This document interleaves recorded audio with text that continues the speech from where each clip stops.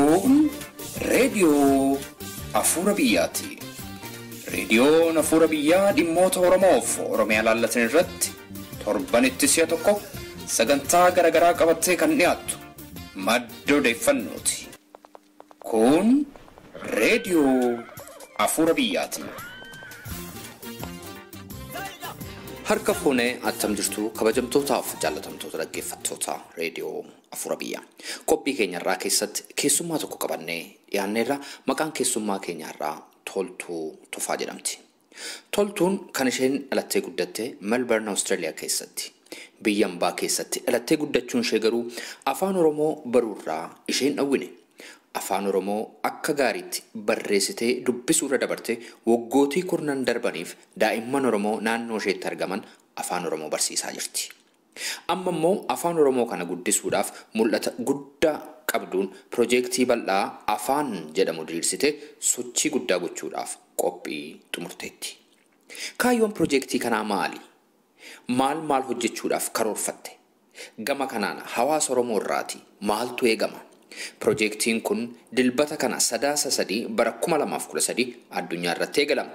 Kun maal jechuudha? Toltuun biyya ormaa keessatti dhalattee guddatte attamitti afaan Oromoo sadarkaa kanatti barachuu dandeesse? Toltuun gaaffilee keenya kanaaf kabiroofis deebii nuu laatti. Egaa haga xumura sagantaa keenyaatti akka nu waliin turtan isin affeerra.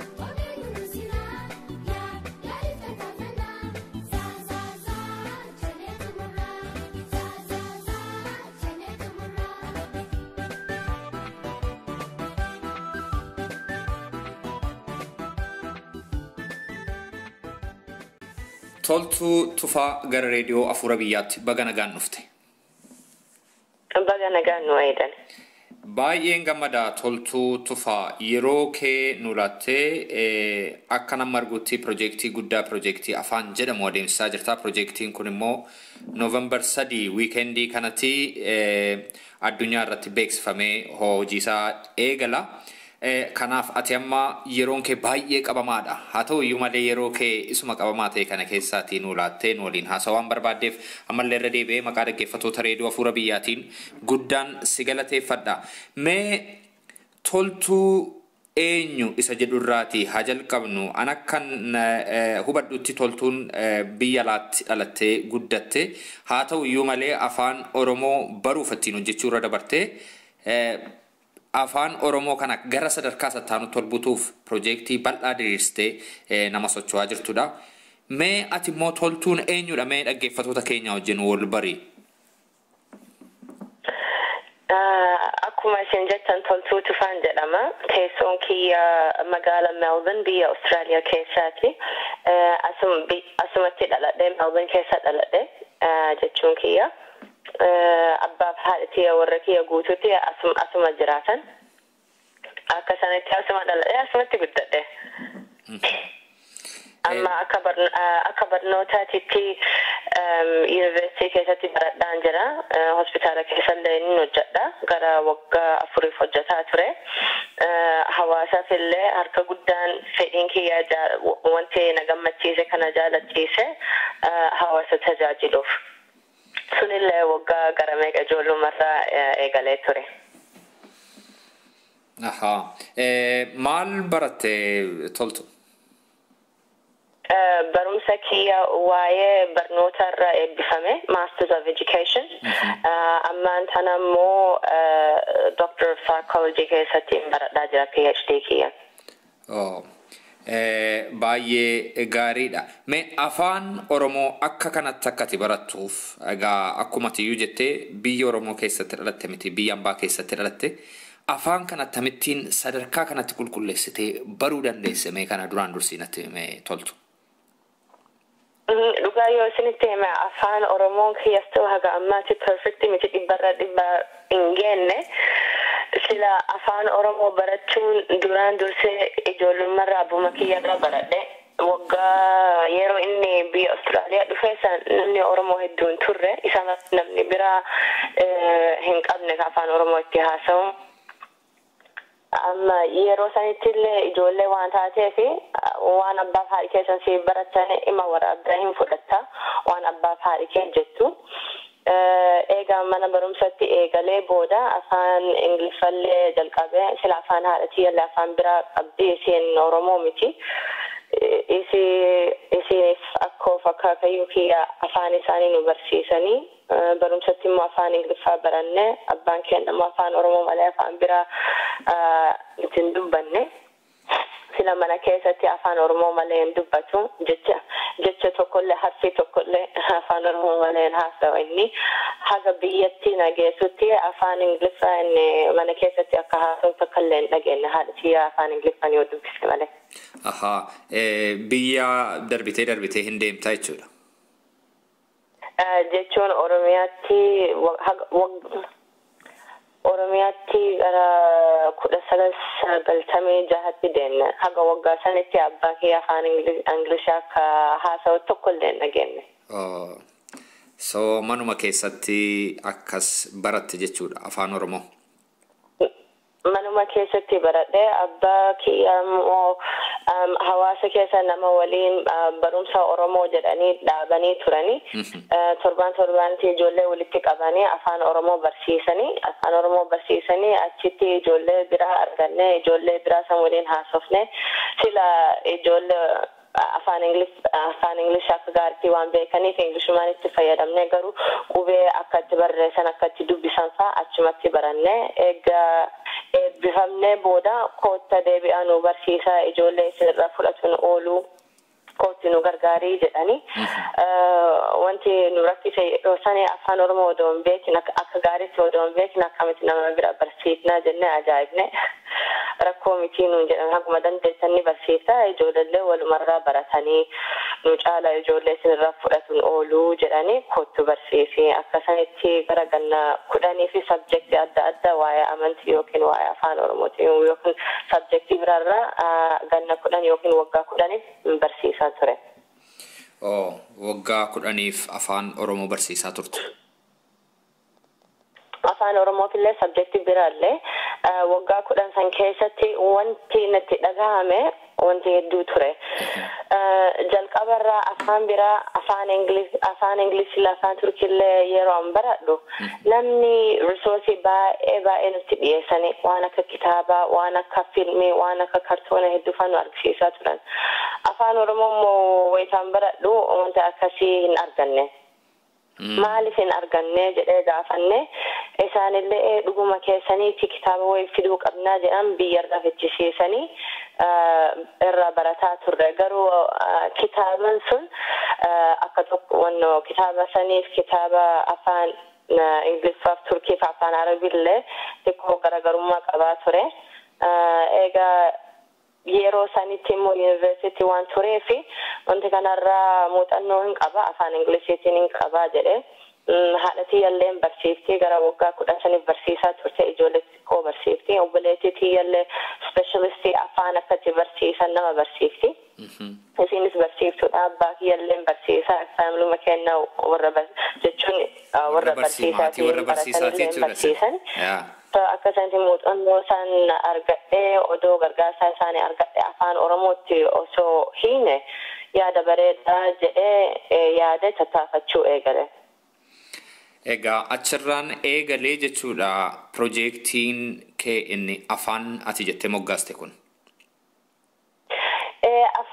Projekti afaan kana waggaa gara 4-5 dura waa tokko godhuu qabna kitaaba ijoollee godhuu qabna kitaaba ijoollee osoo hin tahin dhugaa yoo isinitti hime wanti an godhuu barbaade waan ija ijoollee harkisuu waan gurra ijoollee harkisuu takka waan akka kaartoona waan akka viidiyoo geemii waan akka tapha ijoollee odoo goone bareedaa jedhee yaadee ture.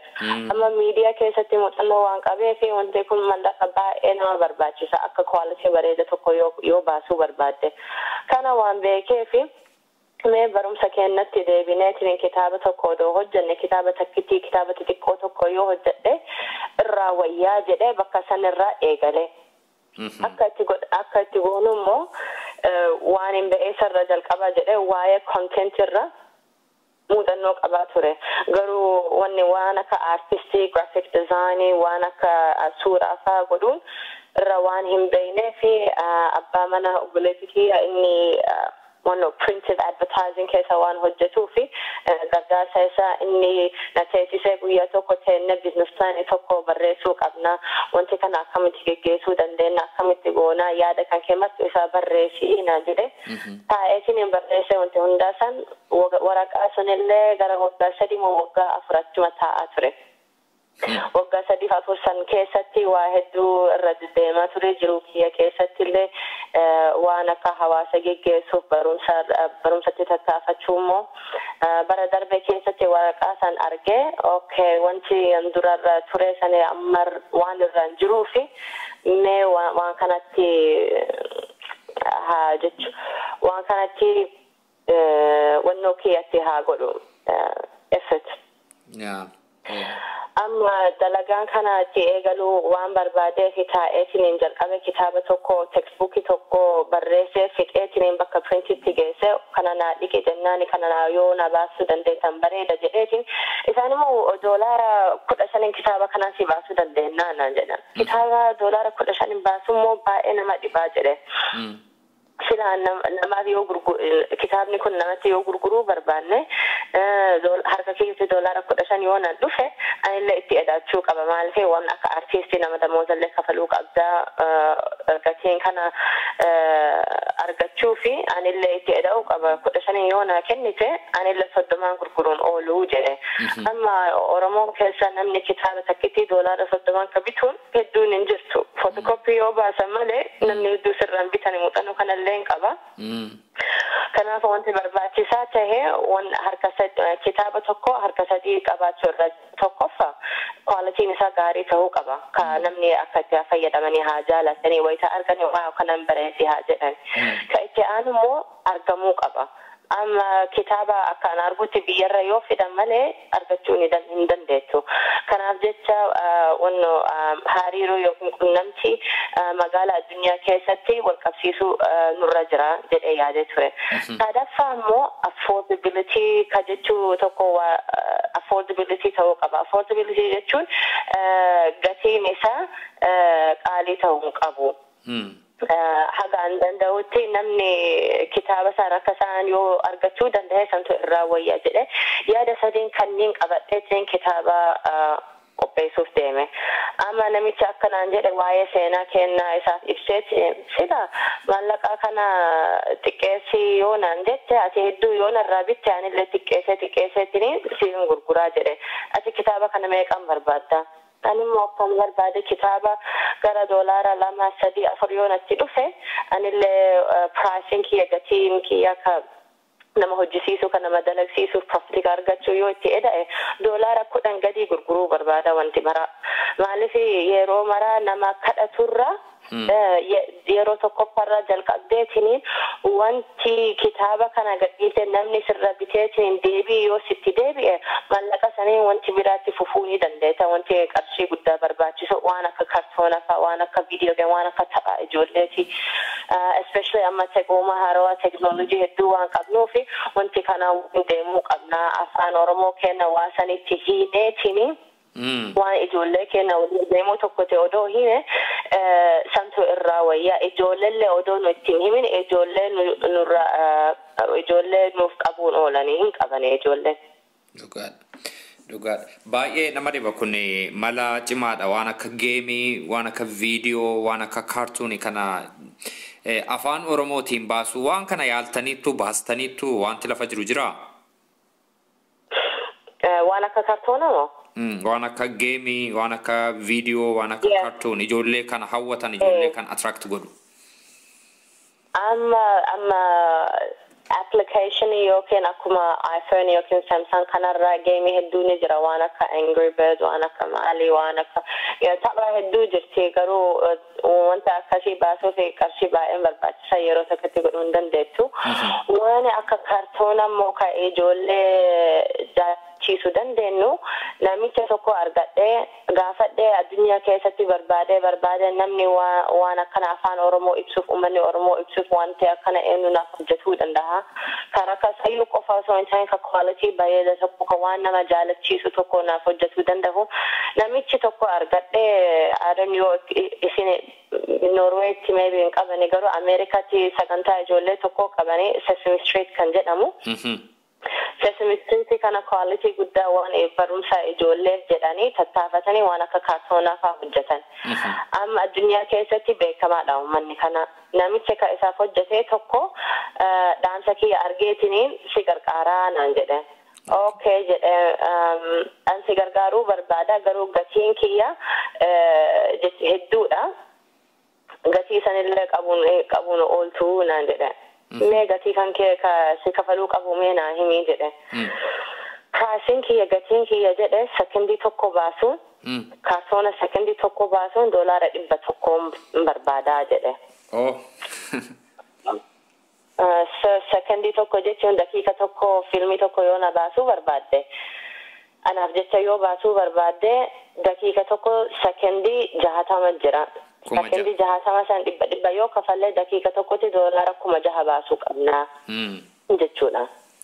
Dhugaa jedhe namichi akkanuma garuu jedhe ani discount guddaa tokko gatiin isaa gadi buuseetiniin hedduu sirraan gaafadhu waan ati jirtu kanarra waa'ee seenaa kiyyarraa siif himuu qaba anillee waan sitti himuu qabaa naan jedhe maal faana himuu qabdaa jedhe ani gatiin beektu garuu ani warra Afrikaa Ameerikaati naan jedhe. Okay jedhe Afrikaa Ameerikaatti maal naa godhaa jedhe sila yaadeetiin namichi mee na gaafadhu Afrikaa keessa biyya kamirraa dhuftee jedhe na gaafadhu jedhe namichi. Jennaan okay Afrikaa keessa biyya kamirraa dhufte ani hin beekuu jedhe. Mee ammallee irra deebii na gaafadhu jedhe Afrikaa keessatti afaan maal haasofta jedhe na gaafadhu jedhe. Afaan maal haasofta jedhe gaafanneeni ani hin beekuu jedhe. amma magaaluma kan ka'an magaala waan ta'eef Afrikummaa kee achumatti dhaaba malee wanti biraan qabu Afrikummaa kee abbaaf haadha kee abbootii kee akka ta'ellee hin beeku quban qabu jedhe waan isin amma irra jirtan kana ijoollee xixiqqoo eenyu akka beeka eenyu akka ta'an ufaa beekaniif waan anjira isaan akka hin jiraanne illee qooda fudhachuu barbaadetti hin gargaaraa jedhe namichi. Wow. Okay jedhe fudhadhee amma discountillee si kennuu barbaade siifin hojjedhaa waan ati barbaadde jedhe. Ani immoo akkasatti deebise nuti ummata Oromooti nama miliyoona 40ti wanti kana addunyaa keessatti ummata Afrikaa biratti fakkii taaneetiin discounti keessan santimii tokkollee hin barbaachisu jedhe. Achuma san siifin kafalla hin baafnallee jedhe shakkii hin qabu mallaqa san baasuu ni dandeenya garuu Oromoon kenna akka an beekutti wanti tokko yoo hojjetu barbaadde fakkii gaarii tokko ijaaruu qabda nama argisiisuu qabda ijuma isaaniitti argisiifte harka isaaniitti kennite arguu qaban namni malee akkanumatti calliftee qaxiinaa baasii jechuun xiqqoo namatti ulfaataa jedhe kanaafuu wanti an irra jiru kana wanti kiyyaa miti wanti toltuutii miti maqaa toltuu jedhee hin baasne kitaabni kan baasu afaan jedhee baasee afaan kun afaan keenyaati afaan Oromooti hiika hedduu qaba loogoon kiyya yookiin diizaayinii kiyya amma kaatti argansan bifa magaalaa bifa magariisa bifa diimaati shaklii isaa qabu malkii isaan waan akkatti fakkaatan hiika hedduu qaba namni hin beekne namatti hin ibsine garuu yaada hedduu waa'ee seenaa keenyatti hidhaa tokkoon qabaa jedhe mee wanti kanarra kaartoona yoonaaf hojjette afaan Oromootiin ijoolletti ibsuufi yoonaaf hojjette sakindii 30 kana mee 3,000 si baaseetiin mee yoonaaf hojjette ummata keenyatti argisiiseetiin kitaabichi kana bobbaasuuf geggeessuuf yoo na gargaaran kitaaba san gurgureetiin profitii sanarra argadhe qarshii san kaati haasoftu sanarra siifin kafala yeroo sanitti diskaawuntinaa kenne malee ammaan tanaa miti jedhe gaafadhe. Namichi kolfee okay jedha hayyee yeroon kana diskaawuntiin dhiifna yeroo itti deebitan sanillee siifin kennaa jedhe ummata gargaaruuf akka jennaani kartoonanaaf hojjete. Amma fixee jira fakkii tokko kan ummatatti dhiyeessuu dandeenyutti amma fedhiin kiyya torbaan kana keessatti magaala Melbourne irraa eegalee waan irra hojjetee waan an hojjetaa ture kana kitaaballee textbookillee kitaaba halluu dibuullee tapha waraqaa beeksisaa guddaa afaan Oromootiin waan akka maqaa guyyoota maqaa ji'oota qubee afaan Oromootiin lakkoofsa afaan Oromootiin waan akka kartoona faa kana hojjetee ummatatti argisiisee waan an irra jiru kana jedhe amma waraqaa beeksisaa guddaa san mallaqa kiyyaatiin hojjisiisee baasee namni guyyaa san bitanii haa gala jechuun bitanii haa galanii haa jaalatanii haa qabanii ijoolletti haa argisiisanii muuxannoo kan qabu jalqabarraa haga dhumaatitti waan kana geggeessuuf tiimii yookiin namni kan walii hojjetu tokko akka gaariitti geggeessuu waan dandeenyeef muuxannoo godhee poostara sana argisiisuuf sababa kana uummata waameef immoo waraqaa takkitii saniif miti. Waan waraqaa takkitii qofa yoo ta'an ta'in kitaaba kanaa fi kartoona kanaa fi waan hunda kana argisiiseetiin bakka nu gahuu dandeenyu sana argisiisuuf. Nuti uummanni Oromoo East Africa keessatti population keenya namni keenya tokkoffaa waan ta'eef yeroon amma gahee jira uummata hundaa fi fakkii ta'uu qabna sila argin amma akkana fakkaatutti sila akka uummata kana taane sila akka uummata kana taane tokkollee hin jedhu never wanti an jedhu Oromoon kana wanti bareeda kanu qabnu waa hedduudha uummata addunyaa kana keessatti akkamitti argisiifne jedhee yaada kiyya bakka achirraa jalqabe malee akka kana ta'uu qabna maaliif dhabne maaliif hin qabnu jedhee hin jalqabne akkamitti bareechifna akkamitti guddifna akkamitti uummata itti argisiifna akkamitti nama walii hidhuu dandeenya jedhee yaade amma Melbourne irraa eegalee uummatatti argisiise abbaan barbaade karaa hedduunis nu gargaaruu ni danda'anii namni qarshii qabaate waa'ee kitaaba saniif nu gargaaruu danda'anii namni qarshii san dhabnaanii poosterollee bituu ni danda'anii $5 gurgurraa jechuun kwaalitiin gaarii akka argameetiif gatiin isaa rakkasaa akka ta'uuf rakkasa jechuun bilaasha miti bilaasha gurguruu osoo hin tahin namni kafaluu qaba garuu kafalti isaan kafaluu qabni jechuun xiqqoo rakkoo haa ta'u jechuun namatti akka namatti ulfaate illee hin barbaanne. Maaliif namni ijoollee hedduullee qabuun oolanii uummata Oromoo keenya seenaa Oromoo ana caala jechuun isin tuna caalaa beekani seeraa afaan Oromoo kana seenaa keenya history keenya namni afaan keenyaaf jecha gatii qofayyuu osoo hin ta'in jiruu isaanii afaan kanaaf kennan nuti jiruu kennaaf kennaan hin jirru sila jiruu keessaniif illee gaafadhaa jiru ijoollee keenya haa guddisnuu jedhee ijoollee keenya yoo guddisne jaalala onnee ijoollee keenya keessatti yoo dhaabne wanti Oromoo kana geggeessu isaan sunuuf geggeessa malee nuti miti. Addakee akka dhuunfaatti akka nam tokkeetti kana hojjadheen jira jedhaan jiru ana ijoollee keenya qopheessuuf deemaa jira kan waggaa kanaa miti bara dhufuufi miti kan waggaa 15 booda ijoolleen keenya jaalala ammarraa dhaabneetiin akka warra qotee bula akka lafa oomishuu akka lafa qotanii san waggaa meeqa booda yookiin ganna meeqa booda midhaan isaan argatan nutis ijoollee keenya ammuma aadaa keenya irra fudhannee ijoollee keenya akkuma qotee bula san akka lafti isaa qopheessan nutis lafti keenya qopheessuu qabna jedhee yaade ijoollee keenya qopheessuuf karaan isaanitti barbaadan sanitti qopheessuun irra jira jedhee waa kana babbaaseen jira. Waan baay'ee bal'aadhaaf waan baay'ee guddaadha. November 3 yeroo kampeenii kana eegaltanii maal egaa amma tokko maqaanaa dhoofteetta maal gootu bal'inaan naa ibsuu dandeessaa? Novemberii 3 yookiin sadaasa ji'a sadaasa guyyaa dilbata sadaffarra wanti an barbaadu ji'a tokko kana keessatti sadaasa sadaffarra haga ji'a muddee sadaffatti ji'a tokko san keessa waan hojii kana babbaasuuf minimum $50 barbaachisa. 50 eega argadhee booda kitaaba kana baasuu jalqabuu ni danda'a. Sila $50 caalaan barbaachisa garuu jalqabuuf 50 barbaachisa.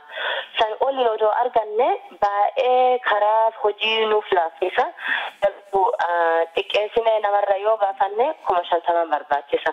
Noobin irra eegalee addunyaa kana keessatti hawaasa Oromoo magaalaa adda addaa keessa jiru wanti nu hojjetaa jirru kanarra qooda yoo fudhachuu barbaadan yoo nu cinaa dhaabachuu barbaadan akka nu gargaaranii fi magaalaa ofiititti ji'a kana keessatti qopheessani bareedan jedhee yaadee ture. Amma torbaan tokko kana keessatti magaalaa gara 18 nu qunnamee jira. Nutis qopheessuun barbaanna guyyaallee lafa kaayanii bakkeellee lafa kaayanii sa'atillee lafa kaayanii jiranii maqaa isaan dhayanii Noovembarii 3 kanatti ummatatti beeksisuu barbaada announcementiin godha warra kanaafi isaan bakkeef guyyaa eega qabaatanii jiraatan ani wanti an qabu martu isa harka kiyya isaaniif ergee poostaan gara isaanitti ergee yoo barbaadaniif fakkii jedhanii ummata isaanitti argisiisuu danda'anii yoo barbaadan immoo hedduu isaa yeroo tokkotti hedduu isaa bitanii achitti ummata achitti gurguruullee ni danda'anii garuu waliigalatti fedhiin kiyya ummanni kana wanti nurra jirru kana haa beekani. Beekumsa isaa jechuun ummata beeksisuuf barbaada. Fedhiin kiyya sanuma. Namni eega beekee booda, namni eega baratee booda abbaan barbaade sitti dhufa. Namni waa tokko barbaannani haajaa ofii jedhanii fedhii yoo qabaatani hin dhufanii hin hojjetanii waan ittiin eenyu tokkollee godhuu ni danda'an. Amma akka dhuunfaatti hedduun ajaa'iba namni hagana ga'u kan qunnamuu jiru hin seene sila intarneetirraa websaayitii kiyya gadhiise. Guyyaa sadaffaa moo afuraffaatti websaayitii kiyya your website is going to crash nan jedhani. So websaayitii kee namni hedduu yeroo tokko keessa seenuun barbaadaa jedhan yeroo tarkitti keessatti nama gara 20 seenuun barbaadan namni seenuu hin danda'u rakkoo uumuu eegalee jedhan websaayitii kan kee akkas taanaan baay'ee ajaa'iba sila wanti kana uummanni kennaa fi barbaachisaadha namni fedhiin qaba wanti an argu kana hunda keessatti ji'a kana keessatti Noovembar kana keessatti yeroo dheeraa fideemee kana nu baasi jedhurra yeruma tokkotti kana wanti nu qabnu kana jenne wanti nu sinirraa barbaanne kana jenne wanti namni walitti qabuu danda'u qarshii haa taatu muuxannoo haa ta'u ogummaan haa taatu yoo nu ibsuu danda'anii walitti qabne wanuma qabnu sanitti itti fayyadamna jechuun kiyya akkuma mana keessanitti waan isin qabdan san nyaata sanitti fayyadamta malee wanni biratti hin fayyadamtu.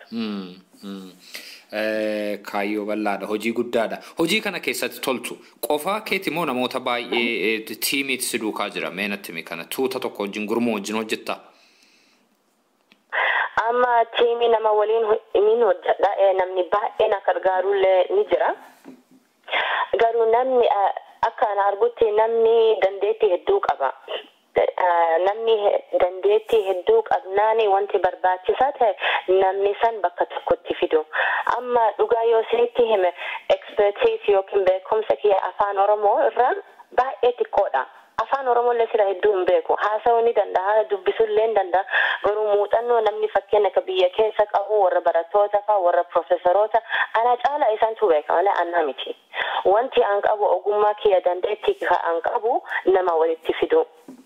Nama walitti fidu waan beekeefi nama kana evaluu okati ogummaa kana qabda jedhee isinillee ogummaa kana qabdanii ani immoo uummata kana akkamitti bakka tokkotti fiduu danda'a jedhee iyyaada. Waan sanarraa tattaafachuu akka gaariitti experience hin qaba, muuxannoo hin qaba, beekumsa sanarraa hin qaba jechuun kiyya. So waan an godhee ture afaan kanaaf jechu nama walitti fidee akka hojii kana bobbaasuufi maaliif namni mana ijaaruuf yoo deemanii qarshii qofa iyyuu hin barbaachisu. Namni kan mana sana ijaarullee hin barbaachisu. Namni ogummaa ka lafti ishii qopheessanillee hin barbaachisu. Utubaa odoo lafaan kaa'in namni lafti ishii qopheessuu hin barbaachisu. Akka nam tokkeetti dhaabattee waan kana adda kiyya hojjedhee jechuun hedduu namatti ulfaata. In ulfaata nama dadhabsiisallee namni kaayoo san yoo dadhabanillee namni aaruun oolu. Kanaaf jecha namni ogummaa qabaatee bakka tokkotti yoo yaanta amma fakkeenya waan isin quba qabdanirra amma fakkeenya oduu dabarsuun miidiyaa kanarraa ogummaa qabdan isin. Kanaafuu afaan kana guddisuuf waan isin ogummaa qabdan sanirra meenuu gargaari yookiin interviyuu naa godhi yookiin advertaayimentii kennu televiziyoona keessanirraa agarsiisa jennee si gaafachuu hin dandeenya. Maaliif namni experience qabe tokkorraa yoo gaafatte laafaadha. Namni si gargaara. Uumaa mitii jedhanii si gargaarani. Kanaafuu namni artistii ta'ee waa'ee artistirra gaafatan. Namni afaan danda'e afaan sanillee gaafanne. Namni nama walitti fiduu danda'u san waan sanarraa gaafanne. Kanaafuu hawaasa Oromoo addunyaa kana keessatti ogummaa hedduu waan qabneef wanti barbaachisaa ta'e ogummaa kana namtii kana bakka tokkotti fiduu yookiin networkii godhuu uummata wal beeksisuun baay'ee barbaachisaadha. Teknoolojii kana itti fayyadamne namni hunda dhaamsa kenna dhageesseetiniin akka nu qunnamuu danda'u barataniitiniin nu waliin haa dhaabatanii. Amma namni harka guddaan teknoolojii irraa wannu intarneetiin qabanii yookiin feesbuuk irraan deemanii yookiin websaayit irraa hin beekanii. Kanaaf jecha networkii jechuun hariiroo magaalaa hunda keessatti namni qabaannee guyyaa Noovembar 3 ji'a kana keessatti jalqabnee magaalaa gara 18 nu qunnamee 18 san keessatti namni qaqqabanneetiniin meeshaa kennaa wanti gurguramuu qabu isatti yoo ergine namni dhaqee suuqee balurraa bituu hin danda'a. Bakka kana baheetiniin isanirraa bituu danda'a. Fedhiin kiyya akkasuma garuu guyyaa takkattiin hin ta'u dalagaan kana ammarraa yoo jalqabne gara fuulduraa fi abdii guddaan qaba wanti kana akka fiixatti baasu. Baay'ee gaariidha. Gara hawaasa Oromoo 18 akka qunnamtee nutti himte toltu. Ga'een hawaasa Oromoo hojiitii hojjechaa jirtu kana keessatti ga'een hawaasa Oromoo hammami maal fakkaata? Ga'ee akkamii qaba hawaasni Oromoo? Hawaasni Oromoo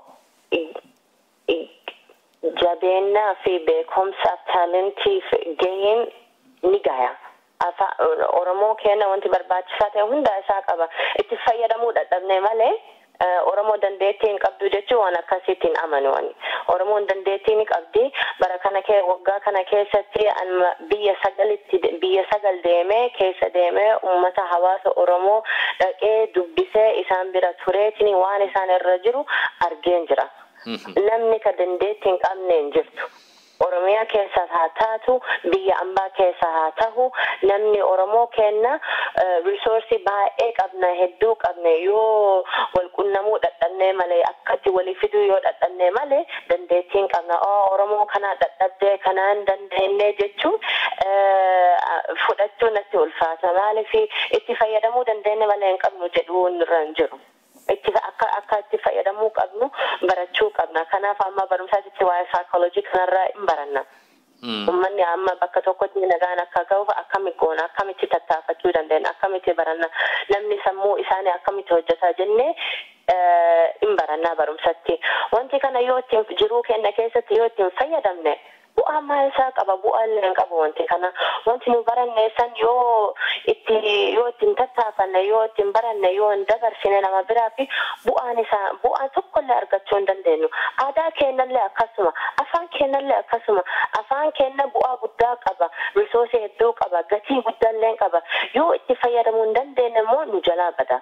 Hindulloomas nu jala namnillee intufatanillee yoo afaan kanallee yoo hin beekne yoo dadhabanillee dadhabbii ofii osoo hin argin dadhabbii afaanii jedhani garuu afaan dadhabbiin hin qabu lafti dadhabbiillee hin qabdu wanti nu dadhabsiise wanti kana akka itti geggeessu yookiin namni akka waliif fiduu xiqqoo nu dadhabsiise garuu dadhabsiisullee osoo hin jedhin rakkoollee osoo hin jedhin wanti kana hiikaa argachuu dadhabnee malee rakkoo qabnee jedhee yaadu. Amma hojii hojjettu kana keessatti keessumaa piroojeektii afaan jedhamu kana keessatti hawaasa Oromoo irraati maal eegda? Hawaasa Oromoo irraa wanti an eegaa jiru namni afaan ofii ijoollee ofii afaan Oromoo barsiisuu fi afaanii yoo guddisuu barbaadani qooda yoo nurra fudhachuu barbaadani karaa hedduu walitti dhufuu ni dandeenya. Anillee akka doktora dhaabadhee wanti dawaa keessan kiniina keessan kana jedhee osoo hin tahin waan isin qabdan san harkaa qabaa mee nu argisiisa. Mee muuxannoo keessan waan harkatti qabdan san nu argisiisi nu beeksisi jedhaa jira. Namni ka isin qabdan achitti amma fakkeenya magaala keessanitti namni wayyoo jiraate nu qunnama nu beeksisa wanti isinirra jirtu nu hima wanti si dadhabsiise mee nu hima nutis waliin hojjannee hiika tokko arganneetiin ittuma haafuuf nu jedhaa jira. Ammaan tana barumsa kana waa'ee afaan kana guddisuu fi doolaara 50 kanallee dhugaa yoo sitti mohomaa miti kaampanii tokkollee 100 siif hin kennaana jedhan kaampanii Afrikaa tokko. 100 si haa kenninu naan jedhan mallaqa isaaniin fudhachee kina barreessuu deemanii mallaqa isaaniin fudhanne I'm not desperate jedhe mallaqa isaan immoo nin barbaada garuu duraan dursee hawaasa kiyyatti deemee dhaqee hawaasa kiyyarraan gaafadha maaliif qarshiin kun qarshii kenna haa ta'u qarshii kenna ta'een barakallee ni arganna wanti kana fiixatti baasuu ni dandeenya wanti ofii jennee kun kenna jennee addunyaatti kaa'annee namni wanti nu ijaarre haa arganii jedhee haguma dandeettan qarshiinis haa ta'u yaadanis haa ta'u muuxannoo beekumsa keessan irraa haa ta'u experience kan keessan irraa haa ta'u akka nu gargaartanii addunyaatiin gaafadhaa jira uummata Oromoo qofa yoo ta'an uummata Oromoo hin taanellee gaafadhaa jira isaanillee afaan Oromoo hin haasa'anii garuu wanti afaan kana guddisuu fi afaan kana tiksuu fi fedhii waan qabaniif isaanillee nu gargaaruu hin danda'anii rakkoo hin jirtu waan kanarraa. Gama kanaan horiin barbaachisu argamaa jira jechuudha. Amma akka natti mul'atutti ga'ee guddaa yookaan immoo inpuutii ifama wajjin qarshiin hin barbaachisa garuu harka guddaan qarshii osoo hin taane hawaasa keenya walitti fiduu barbaada. Hawaasa keenya walitti fiduu barbaada. Fedhiin kiyya tokkoffasanidha. Itti aansee immoo karaa kana fiixatti baasuu nagaan geggeessuu fi qarshiin hin barbaachisa. Qarshiin kana yoo barbaade bakka hedduurra gaafachuu hin danda'a garuu uummata keenyarraa haa ta'u. Nu yoo itti tattaafanne yoo irra hojjanne gatiin isaa value isaa ni argina. Kenna jennee tiksuu ni dandeenya garuu namni bira akkuma waa maraa si qopheessan yoo sitti kennani ati yoo ittiin hojjanne yoo ittiin dalayne akka laafaatitti fudhatta akka wanni afaan kanallee laafaa miti wanni jajjabaa takka waan ta'eef namni abbaan barbaade qoodarraa fudhatanii waan kana keessa haaseenanii jedhee hireecha hundatti kennaa jirra. Hawaasni akka kan ofiisaatiitti akka inni ilaaluuf qooda ofiisaatii horii isaa baasee humna isaa baasee yeroo isaa baasee keessatti hirmaachuu qabaa jetta sirriidha. Gaaffii gara biraan si gaafadhu namootni afaan Oromoo irratti yeroodhaa gara yerootti qorannaa garaagaraa godhan hayyootni Oromoo ni jiru. Isaan kana wajjinoo isaan amma piroojeektii kee kana keessatti piroojeektii akkasii keessatti gahee isaan qaban guddaa natti fakkaata waa guddaa hojjechuu dalaguu danda'u. Isaan wajjin wal quunnamtii nati qabdu maal fakkaata toltu? Quunnamtii amma torbaan kana keessatti namni kan hin beekne maqaa isaanii hin beekne na bilbilanii na quunnamanii isin nun beektanii garuu nu si beekna si gargaaruu barbaanna waan isin irra jirtu kana maal fa'aa si haa goonu jedhanii namni baay'ee na quunnamaa jira ammaan tana. Akka an argutti networkii kan uumuu dandeenyu bakka hedduurra uumuu ni dandeenya. Amma gara kiyya namni gara kiyya dhufaa jiran. Wanti an barbaadu gara fuulduraaf uummanni Oromoo akka na qunnamaa jiran akka wal haa qunnamanii barbaada. Kana akkamitti godhuu dandeenya jettee yoo na gaafatte duraan dursee miidiyaa kanatti fayyadamuu qabna. Waan isin hojjetan kana waan akka dalagaa keessaniif waan akka TV waan akka raadiyoo waan akka waliigalatti social media ka jedhamu waan akka Facebook Twitter kanafa yoo itti fayyadamne uummanni akka wal haa baratanii barbaada fedhiin kiyya. Isaan yeroo isaan eega wal baratan booda waan isaan hojjetuu danda'u rabbitu beeka malee namni amma namni waan qunnamaa jiranii fi amma argaa jira okay namni wal qunnamuu ni danda'ani karaa dadhaban malee ana amma website jedhee karaa tokko bane bilbila kiyya jedhee karaa tokko bane namni immoo karaa akkatti dhufan karaa akkatti qunnamuu danda'an waan beekan sanitti fayyadamaa jira. Wasa akka wal haa qunnamanii fi two-way communication kan jedhamu yookiin multi-way communication kan jedhamu karaa hedduu qunnamtii ijaaru ana isinitti himuu qofaa osoo hin ta'in isin anatti himuu qofaa osoo hin ta'in akka wal hubachuu dandeenyuu fi networkii ijaaruu qabna. Networkii kana karaa akkatti ijaaran akka kiyyaati karaa ijoolleetiin ijaaraa jira. Amma anaa fi nama gurguddaa fi yoo barbaadanii afaan kana guddisuu dalagaa kana keessa seenuu ni danda'anii gadhiisuullee ni danda'an fedhiin kiyya ijoollee keenya guddisuu gara fuulduraa fi ijoollee keenya networkii akka walii haa qabatani. Kanaafuu Facebook irraa waa hedduu uumee jira waan akka viidiyoo faa guyyaa guyyaatti babbaasaa jira. Wanti an ibsuu barbaade sagalee uummata Oromooti muuxannoo uummata Oromooti amma afaan kun afaan kiyya qofaa yoo osoo hin ta'in addunyaa keessa yeroo an deeme san nama hedduu hawaasa hedduu waraabee kaasee interview illee godhee gaafii gaafadhe yaada isaanii waan isaan irra jiraatan san uummatatti ibsuu barbaada. Maaliif istooriin Oromoo seenaan Oromoo seenaa nama tokkooti miti nama miliyoona meeqaati. Amma an dhaabadhee afaan kiyya jedhe kostoorii kiyya ani kana ana yoo jedhe Oromoon anaa miti. Oromoon nama miliyoona meeqa. Oromoon sagalee hunda isaa bakka tokkotti fiduu namni hunda akka dhagahanii fi karaa bareedaatiin karaa kwaalitiinittiin godhuu nurra jira jedhee irratti tattaaffataa jira. Waa kanarra karoorfadhee dhaamsa kan uummatatti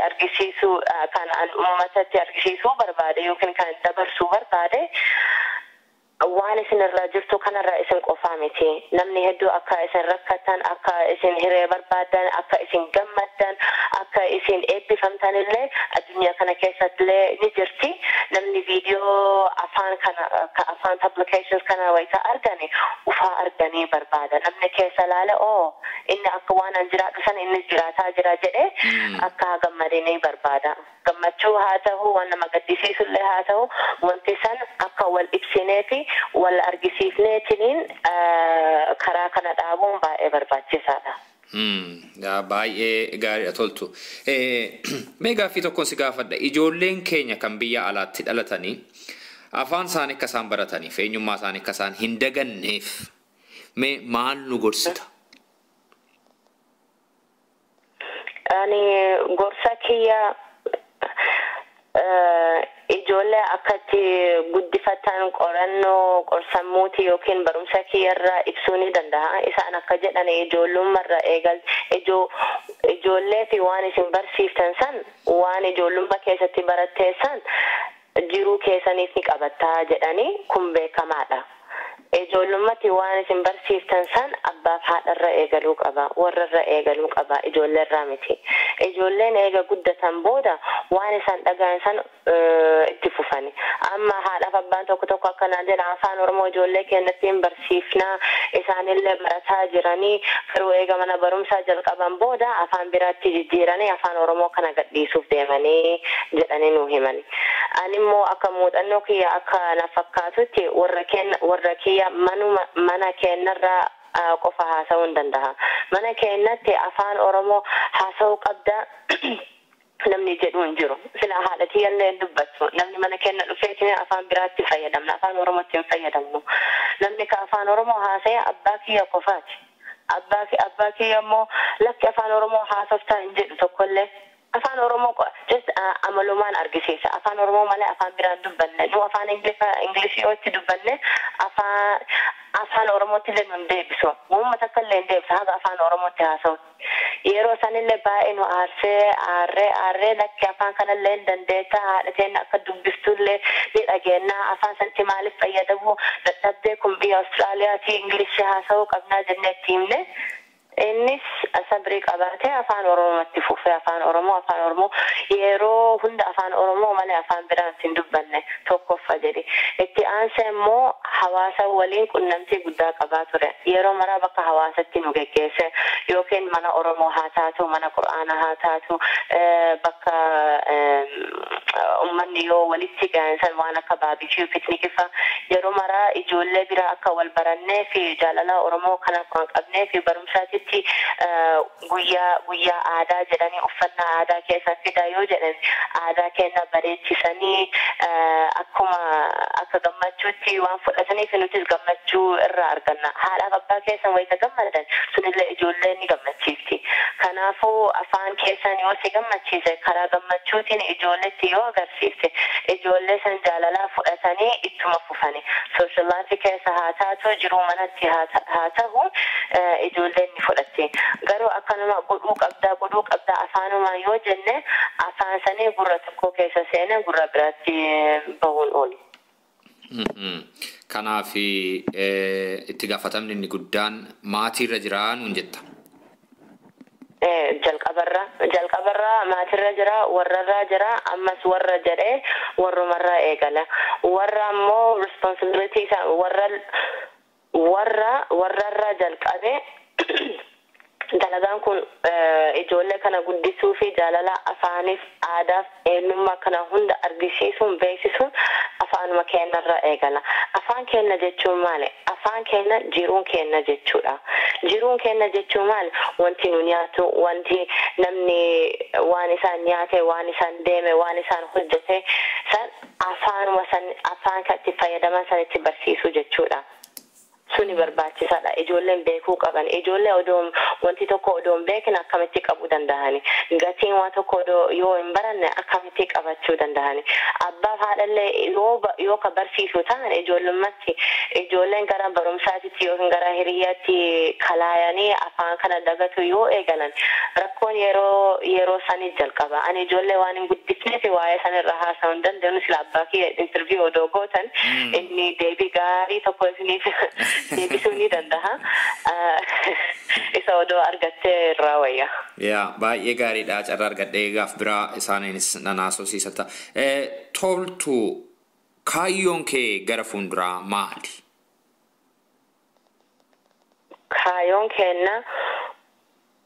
Kaayyoon kiyya afaan Oromoo kana uummanni Oromoo kana addunyaatti ibsu, addunyaatti beeksisuuf beeksisuuf qofa osoo hin tahin leadership addunyaa kana keessatti argisiisuuf tokkoffa bahuun fakkii uummata biraa tahuun waan akkasii dhaabuun barbaada. Maaliif wanti namni harkatti warqee qabnaani warqee san uummatatti argisiisuu barbaada. Warqee san hojjisiisuu ni barbaada. Namni waan tokko kan nama jaalachiisu tokko yoo qabdan ummata hundaaf argisiisuun barbaachisaadha. Isaanillee haa argan, isaanillee haa baratan. Amma kana waan afaan kana eega geggeessee booda ummanni biraa ka biyya biraarraa naqunnamanii sila odoo biyya keenyaaf odoo waan akkana goone afaan keenyaaf odoo akkana goone jedhanii naqunnamanii akka afaan Oromoo kana osoo taanee naan jedhani. Fedhiin kiyya namni addunyaa keessatti odoo akka warra Oromoo kana osoo taane akka jedhan barbaada. Dhumarratti dhaamsa dabarfachuu yoo barbaaddeef carraansaa kan keetti toltu. Dhaamsa kan qabu projektii kanarraa maqaa kiyyatti maxxansee jira jechuun anumarra eegalee garuu namni ka dalagaa kana geggeessu ana qofa miti. Nama hedduu na waliin dhaabate, nama hedduus na gargaare, ammaan kanallee namni hedduullee na gargaaraa jedhani. Kanaafuu hedduu nama galatallee afaan qofallee nama galata kennuu laafaadha. Galata kiyya afaaniin qofaa osoo namatti hin dhiyeessin dalagaa kiyyaan hojii kiyyatiin galata uummanni Oromoo addunyaa keessatti dabarsaa jira. Waa'ee afaan kanarra. Toltuu Tufaa maqaa dhaggeeffattoota raadiyoo Afuura Biyyaatiin guddaa galatoominsiin jedhaa hojii bal'aa jalqabde kana keessatti immoo milkaa'inaan siif hawwa. Fayyaa ta'e ulfaadhaa galatooma isin jedha.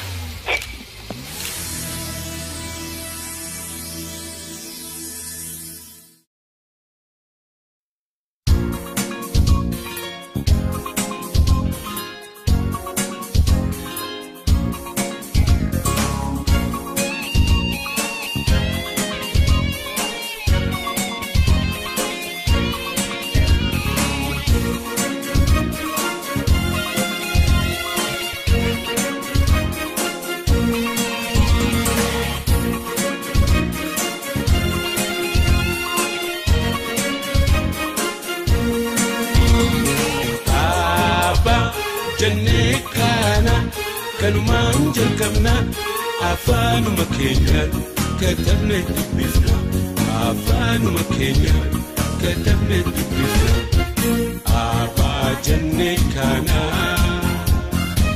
kanumaan jalqabna afaanuma keenyaan katabne dubbifna barancha barsiifna kubeedhaan jalqabna واللي هبادو كتبنا دبفنا واللي دكنا إجا قلبي دومسا بنوت في لنا إساجير إفسا آبا جنكانا كانوا منجل كبنا أفانو مكينيان كتبنا دبفنا أفانو مكينيان كتبنا دبفنا آبا جنكانا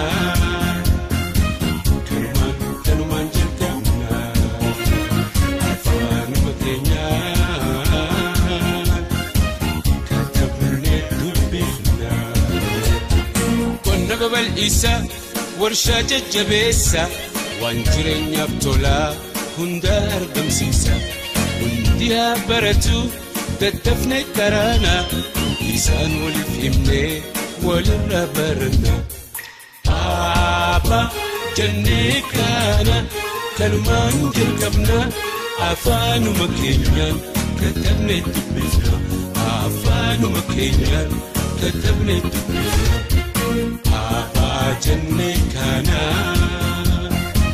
kanuman jalqabna afaanuma keenyaan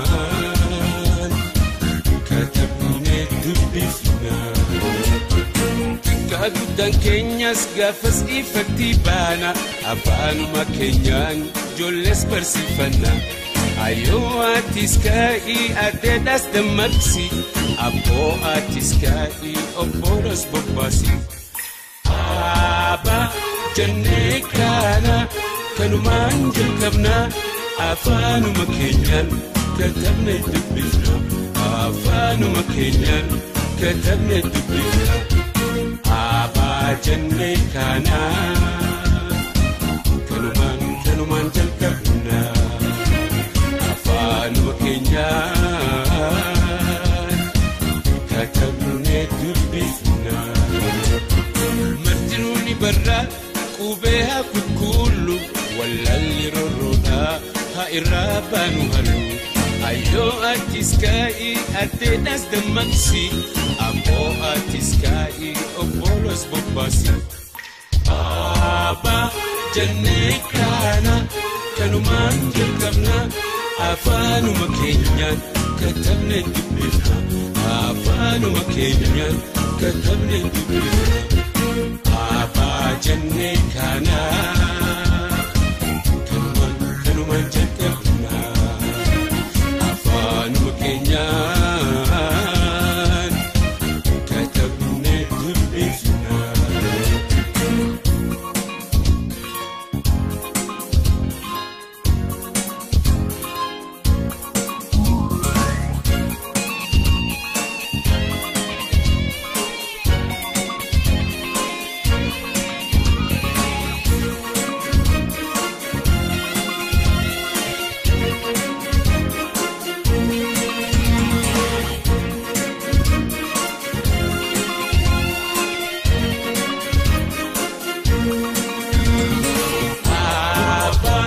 jannekana kanuman jalkabna Afanu makenyan katabna dubbifna Afanu makenyan katabna dubbifna Aba jannekana kanuman jalkabna Afanu makenyan katabna dubbifna Yada wali hirun bekom sebal isa adab muda duri kan amatis ibsa kunna babal isa warsha jajjabesa wajrenya tola hunda argamsisa aba jannekana kanuman jalkabna afanu makenyan katabna dubbifna afanu makenyan katabna dubbifna Aba jannekana kanuman jalkabna Afanu makenyan katabna dubbifna